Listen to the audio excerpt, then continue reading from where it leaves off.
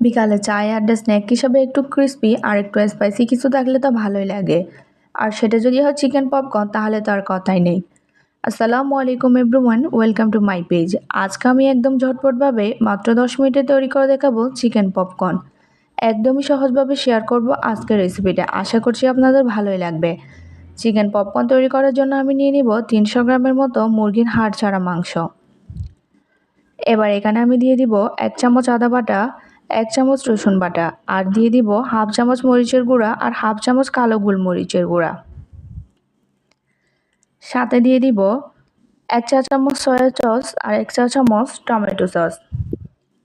সবশেষে দিয়ে দিলাম 1 টেবিল চামচ লেবুর রস আর স্বাদ মতো লবণ। এবার চিকেনের সাথে মশলাগুলোকে খুব ভালোভাবে মিক্স করে নিব। মিক্স করা হয়ে গেলে চিকেনগুলোকে 10 মিনিটের জন্য রেস্টে রেখে দিব। এই ফাঁকা আমি শুকনো উপকরণগুলোকে মিশিয়ে নিব। আমি একটা বাটিতে নিয়ে নিয়েছি 1 কাপ ময়দা। সাথে দিয়ে দিব 1 টিস্পুন মরিচের গুঁড়া, 1 টিস্পুন কালো গোলমরিচের গুঁড়া আর দিয়ে দিচ্ছি লবণ। এবার সব শুকনো উপকরণগুলো ভালো করে মিক্স করে নিব। 10 মিনিট পর চিকেনগুলোকে আর একটু মেখে নিব। তারপর একটা একটা চিকেন নিয়ে ময়দাতে দিয়ে দিব। সবগুলো চিকেন একসাথে দিব না, আমি 7 থেকে 10টা করে নিয়ে নিয়েছি।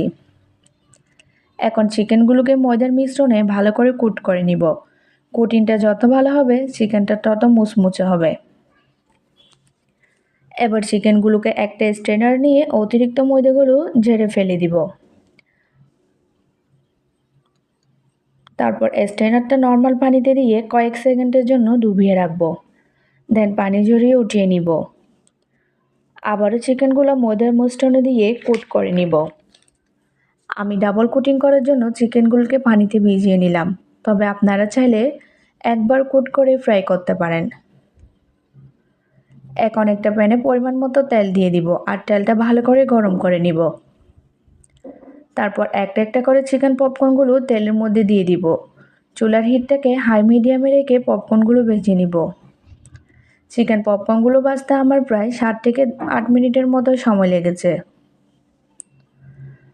উল্টে পাল্টে ভেজে নেওয়ার পর খুব সুন্দর একটা কালার চলে এসেছে আর চিকেনগুলো খুবই ক্রিস্পি হয়েছে। খুব সহজেই তৈরি হয়ে গেল ক্রিস্পি চিকেন ফ্রাই। উপরটা অনেকটা ক্রিস্পি হলেও ভেতরে থাকবে অনেক সফট আর জুসি। আশা করছি আমার আজকের এই সহজ রেসিপিটা আপনাদের কাছে সহজ আর ভালোই লেগেছে। আজ এই পর্যন্তই। সবাই অনেক বেশি ভালো থাকবেন আর সুস্থ থাকবেন।